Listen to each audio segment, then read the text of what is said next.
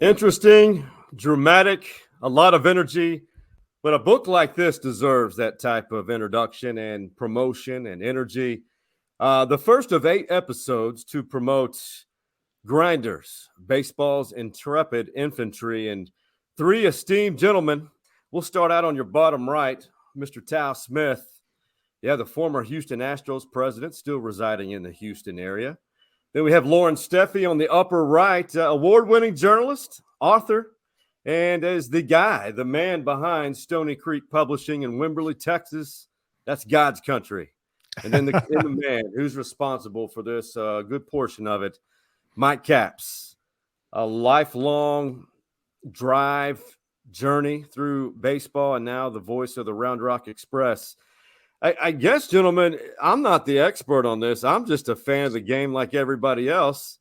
And if people want to know who I am, my name's Shawn Clynch. I am the host of Stories Inside the Man Cave, friend of Mike Capps, and now a friend of you guys all of a sudden. It's a beautiful thing how this podcasting works. Mike, I guess you'll begin this idea, Grinders and baseball's intrepid infantry, the name, what's behind that name, the story behind the story? The story behind the story there is, first of all, I want to say hi to Tal and Loren. These are two of my best guys in the world. Tal has been a father confessor for me for 22 years since we came into the Astros organization in 2000 in AA. And Tal has walked me every step of the way of this. It goes back, however, to my days at Old Burnett Field. And Tal, you may remember those. Old Burnett Field was right across the river, Trinity River, from downtown Dallas. And my grandfather had been a Pittsburgh Pirates prospect before he lost hearing in an ear in World War I. And he used to carry me out to that ballpark from the time I was 7 years old on. And in 1959 or 60, it must have been 60, most of this is in the introduction, so I don't want to completely blow it. But my grandfather had me look at a guy in left field. They actually took infield and outfield in those days. Tal remembers those. Most of everybody else don't, because it's not done. But my grandfather said that Yastrzemski kid's going to be something. He's going to be something. Well, yeah, I guess so. He's a Hall of Famer. But he had check marks beside the names of 5 or 6 people. And I said, what are those check marks? He said, these are the guys that'll be going back and forth from Minneapolis. There was a AAA team of the Red Sox then, and Dallas-Fort Worth, AAA of the Kansas City A's. And you'll see their names in the box scores. Then you'll see them back down in Dallas or back up in Minneapolis. And he said, those are the guys that represent the engine that drives baseball's bus. Now, this thing just that whole line, and I've told Tal this and Loren this, that whole line has just stuck with me. And year after year after year after year of watching AAA baseball and seeing guys on this same track, woke up in the middle of the night and started to take notes. And first one thing and then another. It took us 4 years to get this thing finally off the ground. And thanks to Loren Steffy and the fact that Loren has his business straight and took a chance, really, on us, because this is his first sports title, and that was between Tal Smith and my grandfather, and encouragement from the late Chuck Hartenstein, who passed away half a year before we finally did the deal with Loren to get this book off. Those are the 3 guys who've been the intrepid force behind this. And when I told Branch B. Rickey, the former president of the Pacific Coast League, about this, he said that's a dynamic title. You should never allow baseball's intrepid infantry to go away from the Grinders name. And so that's where we got the way we got. Tal, what's your take? Because I know Loren is a significant piece of this as far as investing into the idea, because he has seen plenty of great ideas. He knows it all too well. And I think Mike said it best, his first sports title. But for Tal, you are deeply rooted not only in the Houston sports scene, particularly baseball, but Mike Capps and the background of those grinders of the game of baseball. I am really looking forward to this, and I would certainly second what what Branch Rickey said. I think you've got the perfect title. That's the way they should be described, because and the players, the young men that Mike is writing about, Stan, that's what they had to do to fulfill their lifelong dream of getting to the big leagues. They had to grind, and that's what they're commonly referred to within the it stands within the industry, grinders. And those are the interesting stories. The stars of the game obviously have great appeal. There's books written about them, movies made about them, magazine features, TV specials, and so on. They're the few and far between.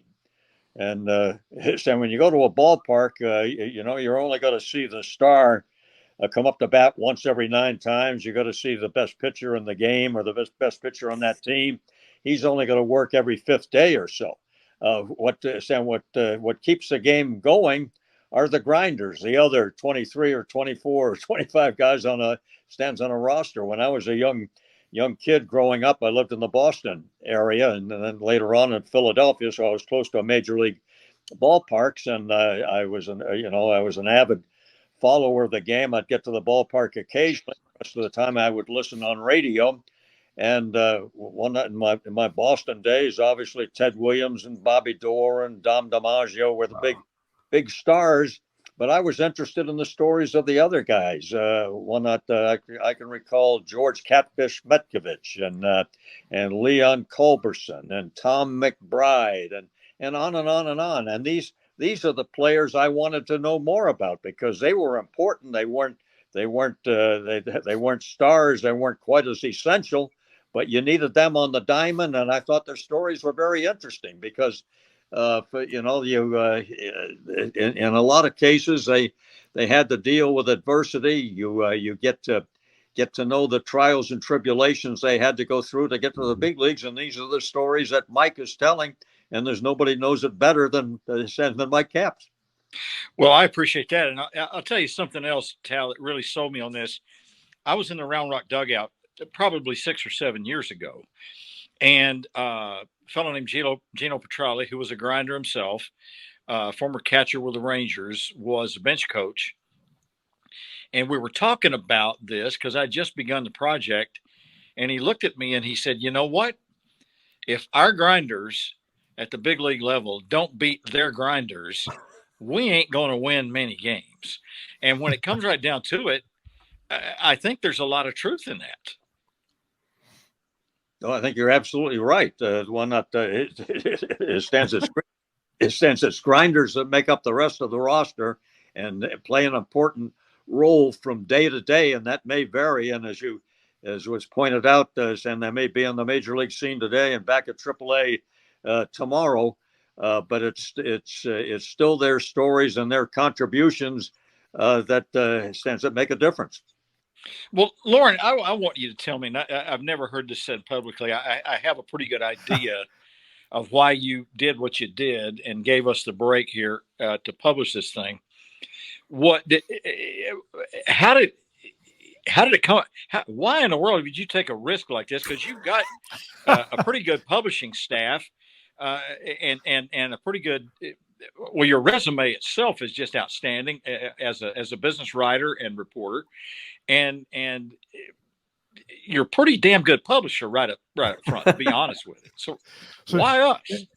Now you're scaring me. You're making me rethink this. No, I'll tell you what. Yeah, that's true.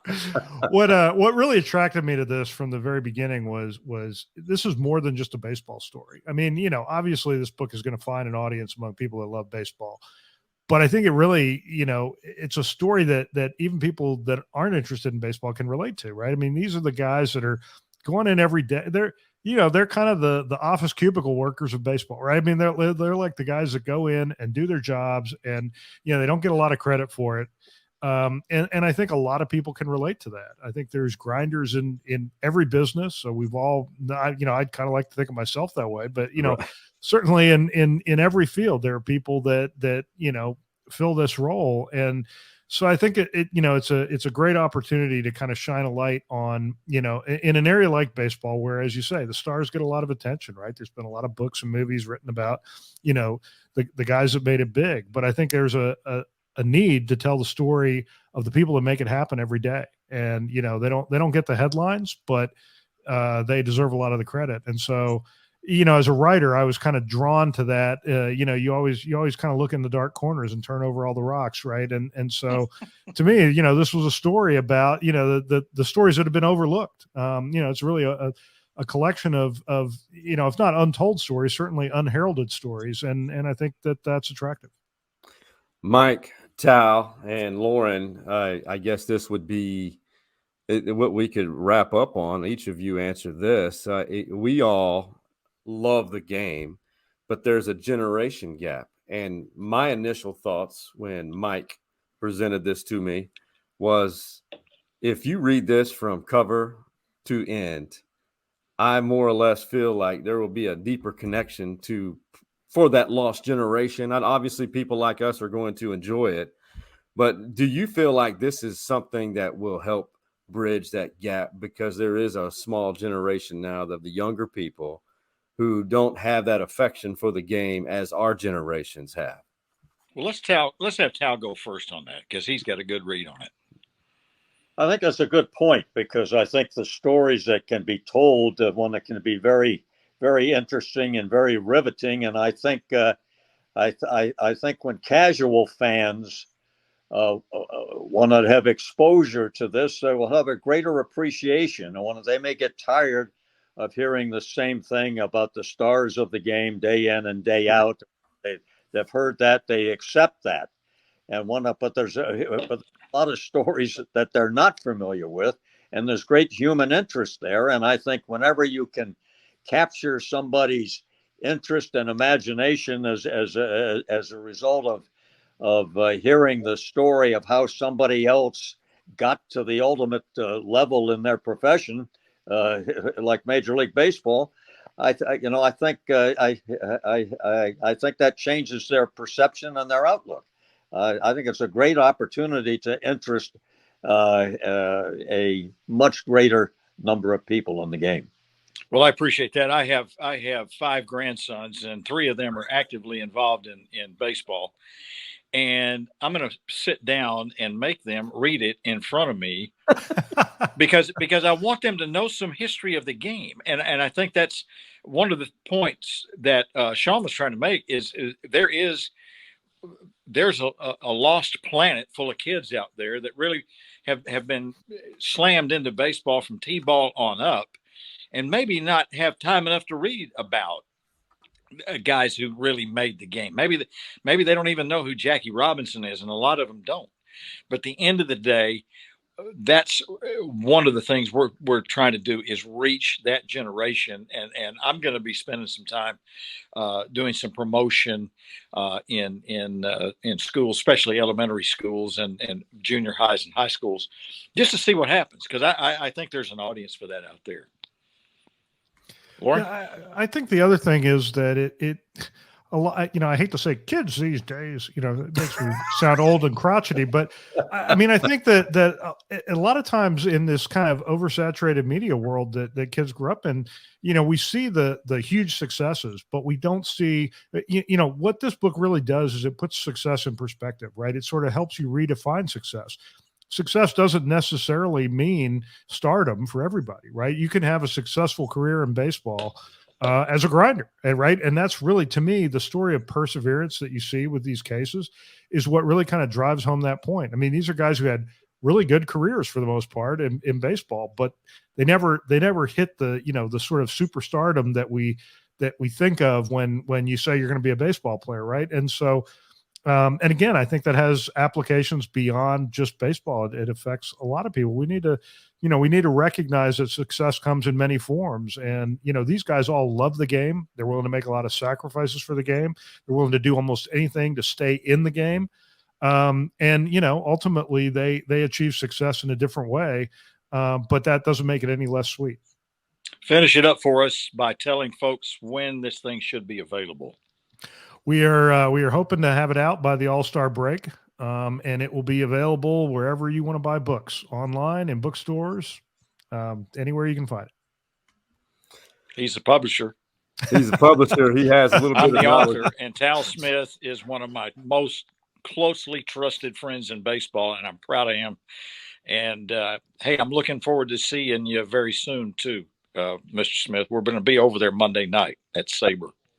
Since I look forward to that, Mike, I just want to second what Loren said. I think there's some great educational value to these stories you're telling as far as motivating people in other walks of life. I think that's a key aspect of this.